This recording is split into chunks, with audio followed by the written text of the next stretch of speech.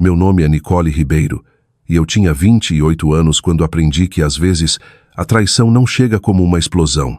Às vezes ela chega quietinha no meio da noite, num lado vazio da cama e num pontinho azul num mapa que te conta o que o seu coração já sabia, mas a cabeça insistia em adiar. Conheci o Victor 3 anos antes, numa festa no terraço de um prédio no centro de São Paulo. Ele tinha aquele tipo de riso que atravessava a música e as conversas, alto e natural, o tipo de som que fazia as pessoas virarem na direção dele sem nem perceber.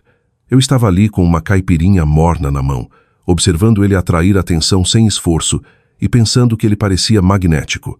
Ele me notou 1 hora depois, atravessou o salão como se já tivesse decidido, e no final da noite estávamos conversando como se tivéssemos pulado a parte constrangedora e caído direto no meio de algo já familiar. No segundo mês, já estávamos morando juntos, rápido demais. Foi o que minha irmã Clara me disse num domingo de manhã, tomando café com pão na chapa. Mas eu sorri para ela como se ela estivesse sendo dramática.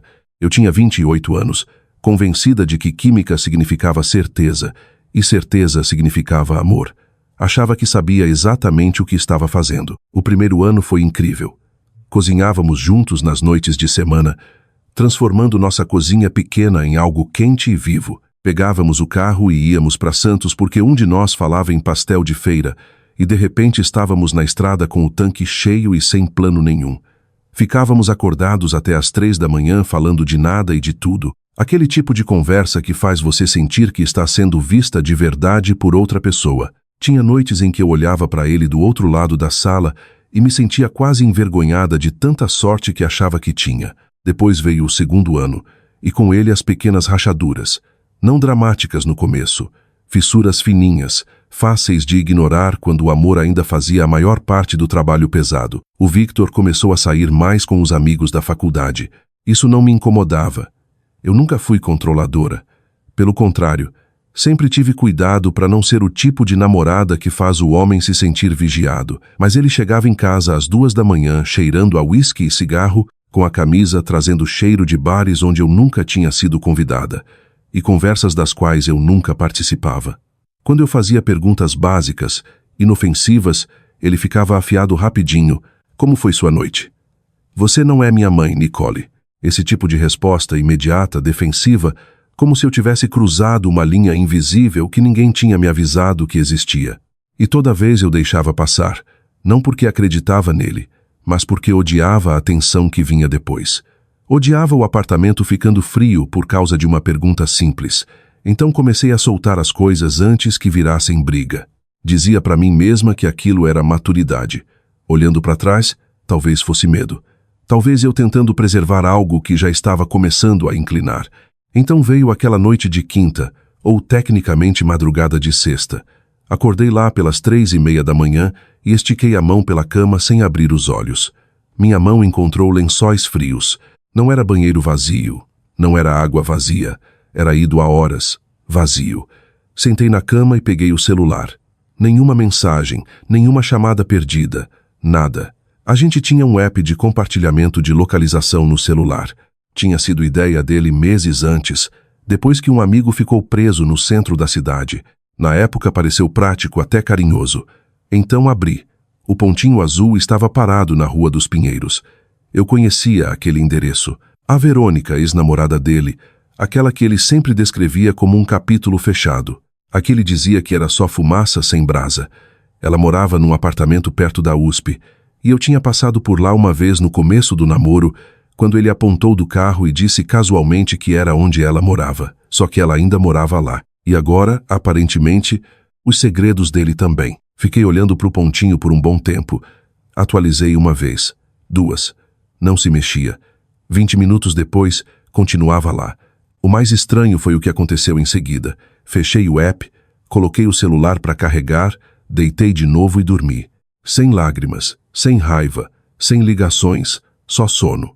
Porque, se for sincera, uma parte de mim já esperava por aquilo há meses, talvez mais, e tinha algo quase calmo na confirmação. Quando a suspeita vira prova, pelo menos acaba a adivinhação.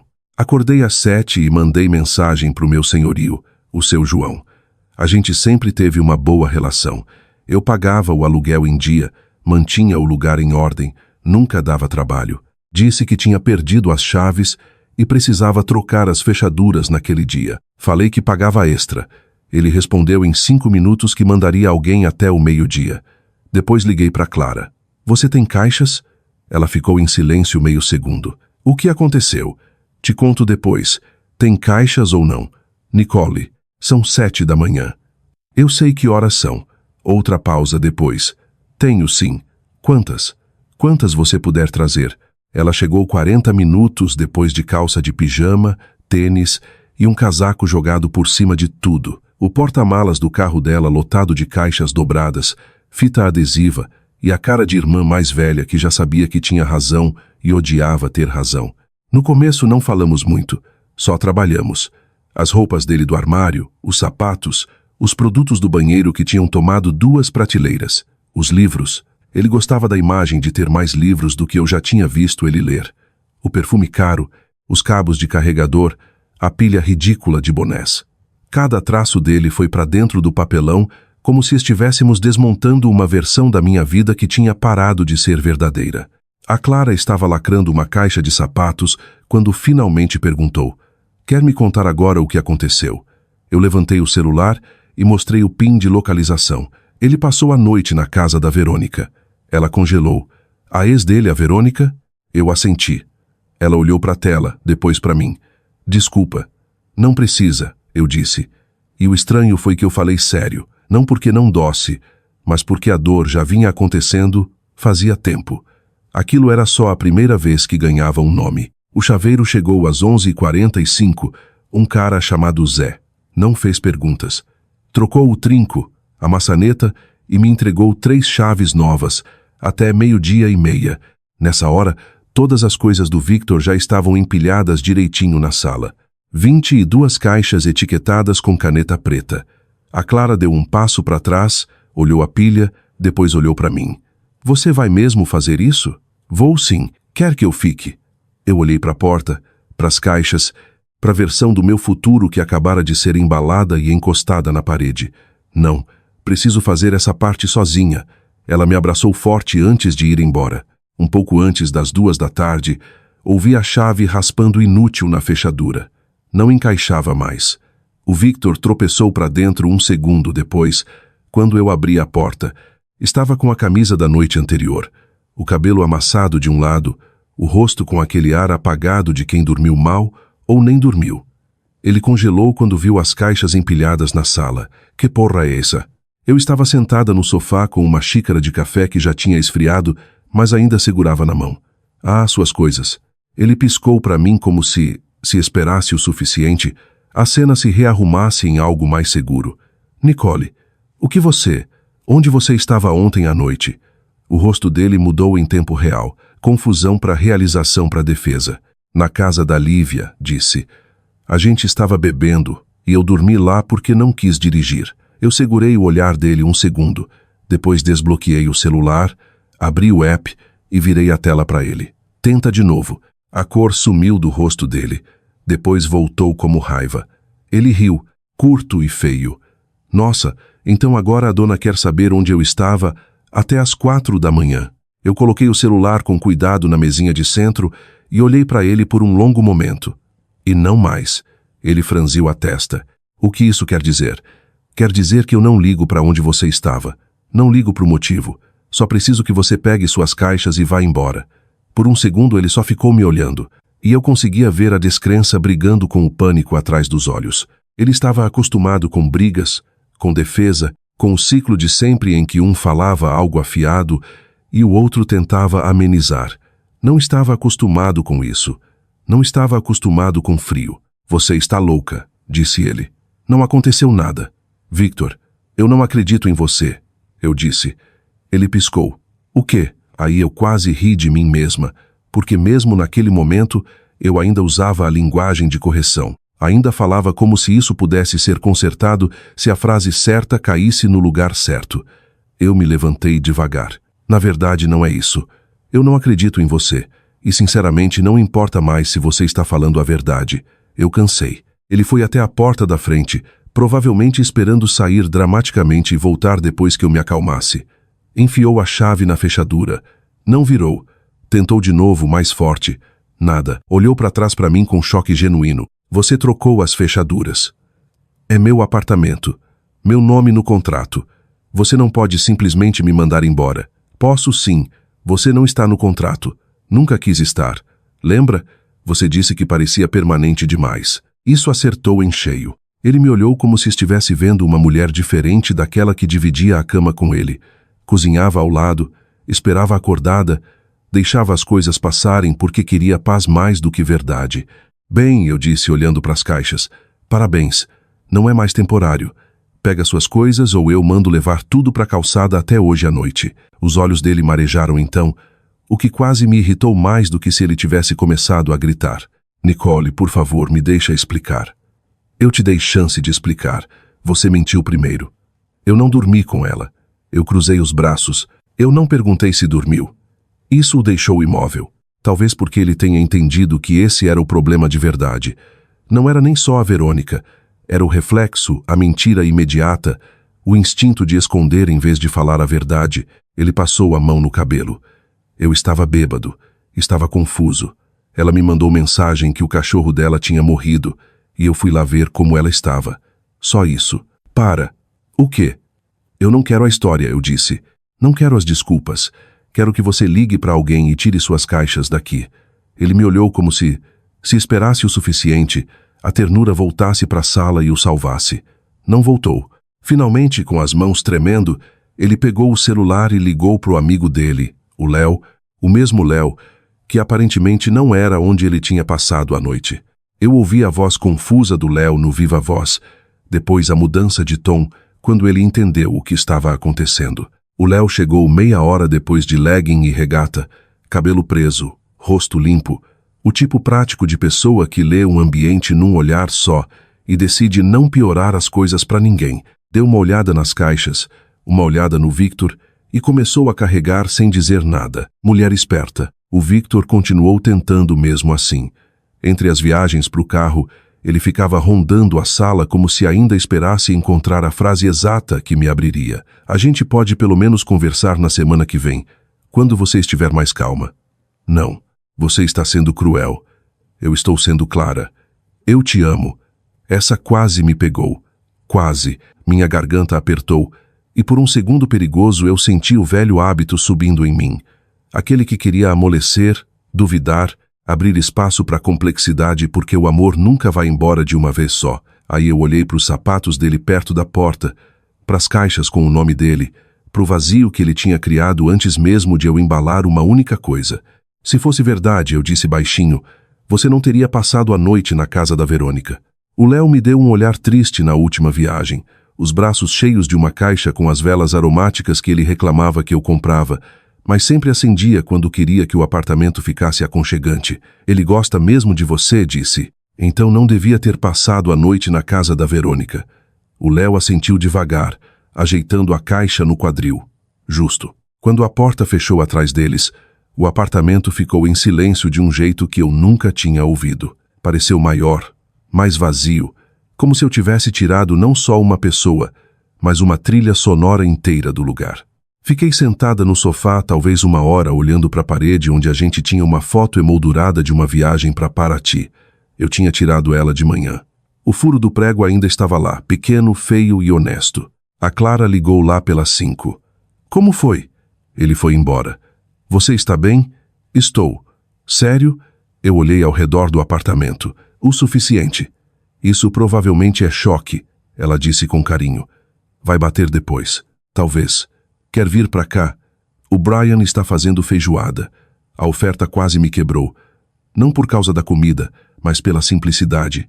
Sem pressão, sem conserto, só um lugar para ir se o silêncio ficasse alto demais. Não, eu disse por fim. Acho que preciso ficar um pouco com isso. Me liga se mudar de ideia. Ligo. Aquele fim de semana, o Victor me mandou 47 mensagens. Eu contei porque o apartamento estava quieto demais e eu tinha tempo demais para notar tudo. A maioria das mensagens se contradizia. Pedidos de desculpa embrulhados em culpa. Culpa embrulhada em autopiedade. Você nunca confiou em mim mesmo. Depois 5 mensagens depois. Eu devia saber que você ia exagerar. Depois a Verônica não significa nada para mim. E toda a lógica ainda parecia a mesma. Escorregadia, desonesta e cansativa. No domingo à noite eu respondi uma vez só. Por favor, para de me procurar. Ele não parou. Na segunda de manhã, a Verônica me ligou. Quase não atendi, mas a curiosidade venceu. Nicole, ela disse parecendo sem fôlego. Preciso te contar uma coisa.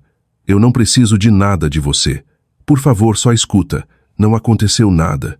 Ele chegou bêbado à 1 da manhã, chorando por causa do relacionamento de vocês. Dormiu no meu sofá.